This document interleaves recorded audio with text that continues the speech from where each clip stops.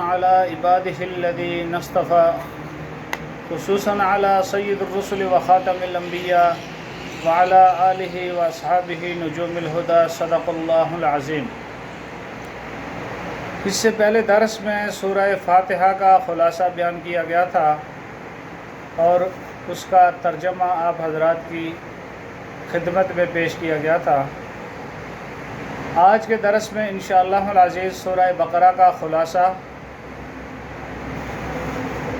رکھا جائے گا۔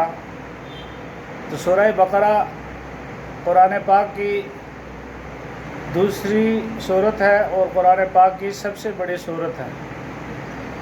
سورہ بقرہ کا خلاصہ یہ ہے کہ سورہ بقرہ مدینہ منورہ میں نازل ہوئی، اس لیے اسے مدنی سورت کہا جاتا ہے۔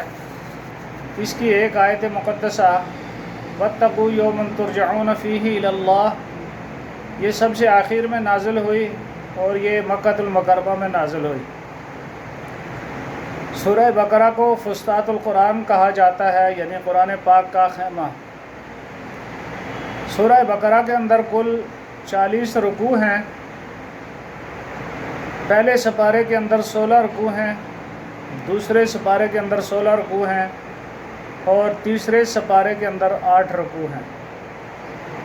سورہ بقرہ کے اندر 1000 خبریں ہیں، 1000 حکم بیان کیے گئے ہیں اور 1000 کاموں سے سورہ بقرہ کے اندر منع کیا گیا ہے۔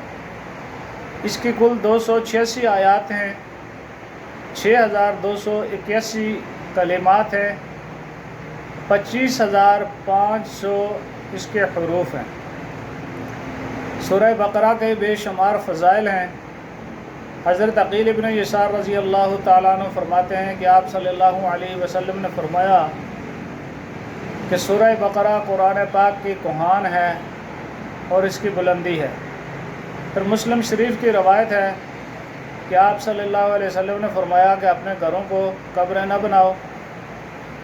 جس گھر میں سورہ بقرہ کی تلاوت کی جاتی ہے شیطان اس گھر کے اندر کبھی داخل نہیں ہوتا۔ سورہ بقرہ کی 9 آیات مقدسہ کے اندر اللہ رب العالمین نے توحید کو بیان کیا۔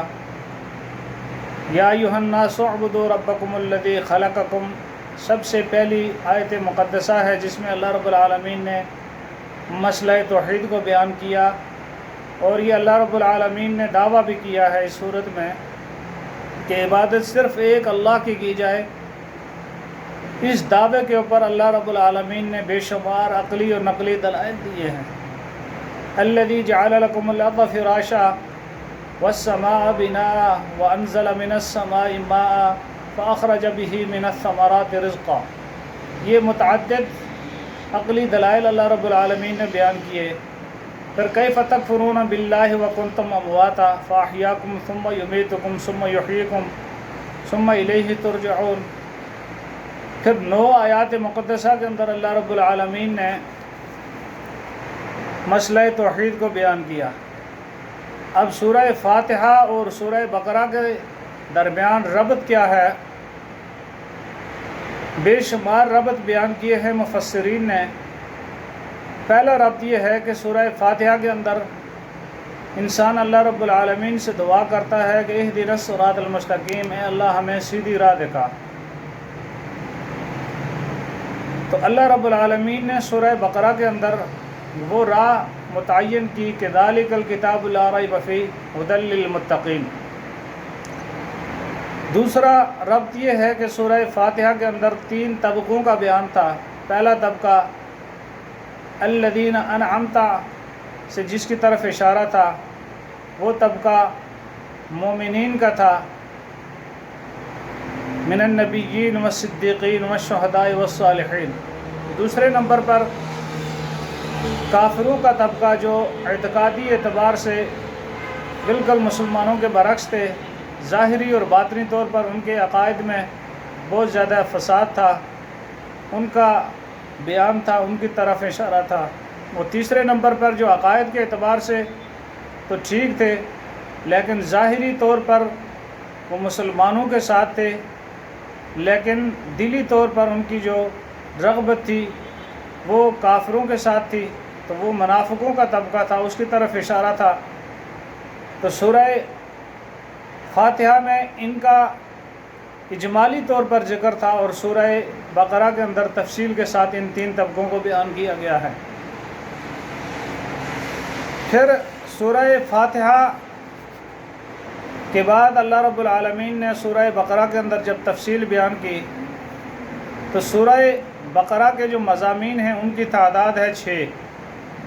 سب سے پہلا مضمون وہ مسئلہ توحید، دوسرے نمبر پر رسالت کا ذکر ہے، پھر جہاد کا ذکر ہے، پھر انفاق فی سبیل اللہ کا ذکر ہے، 5ویں نمبر پر امور انتظامیہ کا ذکر ہے، اور 6 نمبر پر امور مصلحہ کا ذکر موجود ہے۔ سورہ بقرہ کا شان نزول مفسرین نے یہ بیان کیا ہے کہ جب مسلمان مکہ میں تھے تو ان کے جو مخاطب تھے وہ مشرکین مکہ تھے۔ جب ان کے سامنے مسئلہ توحید کو بیان کیا جاتا یا دین اسلام کی دعوت انہیں دی جاتی تو ان کے لیے اسلام غیر مانوس اور ایک اجنبی دین تھا، تو انہیں اس کی اس طرح سے سمجھ نہیں تھی۔ جب مسلمان مکہ سے ہجرت کر کے مدینہ منورہ پہنچے تو اب مسلمانوں کے مخاطب وہ اہل کتاب یہود و نصارہ تھے جو مدینہ منورہ کے متصل بستیوں میں آباد تھے۔ تو اہل کتاب چونکہ ان کے اوپر تورات انجیل کا نزول ہو چکا تھا اور وہ فرشتوں کے اوپر بھی ایمان لاتے تھے، پھر وہ اللہ تعالیٰ کی ذات کو بھی مانتے تھے اور آسمانی کتابوں کے اوپر بھی ان کا ایمان تھا، تو سورہ بقرہ کی جو پہلے 15-16 رکوع ہیں ان کے اندر یہود و نصارہ کو توحید کی اور اسلام کی دعوت دی گئی۔ پھر مسلمان چونکہ مکہ کے اندر باضابطہ طور پر منظم نہیں تھے، ان کے پاس کوئی ریاستی نظام نہیں تھا، جب یہ ہجرت کر کے مکہ سے مدینہ پہنچے تو انصار نے ان کی بہت مدد و نصرت کی، وہاں پر ایک اسلامی فلاحی ریاست قائم کرنے میں مسلمان کامیاب ہو گئے۔ تو ایک فلاحی ریاست کے لیے اصول، ضابطے، قانون کی ضرورت تھی، معاشی نظام کے لیے، معاشرتی نظام کے لیے، تہذیب و تمدن کے نظام کے لیے، سیاست کے لیے اصول قاعدے کی ضرورت تھی۔ تو سورہ بقرہ کے 23 رکوعوں کے اندر اللہ رب العالمین نے ایک ریاست کو، ایک نظام مملکت کو چلانے کے لیے اصول، ضابطے مقرر کیے ہیں۔ تو یہ سورہ بقرہ کا مختصر خلاصہ ہے جو اللہ رب العالمین نے بڑی تفصیل کے ساتھ بیان کیا ہے۔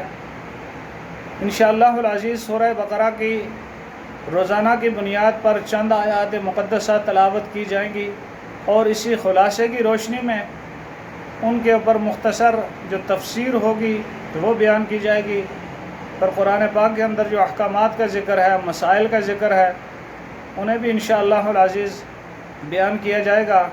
تو اللہ رب العالمین سے دعا ہے کہ مجھے اور آپ کو قرآن و سنت کی روشنی میں قرآن پاک سمجھنے کی توفیق عطا فرمائے۔ وآخر دعوانا ان الحمد للہ رب العالمین۔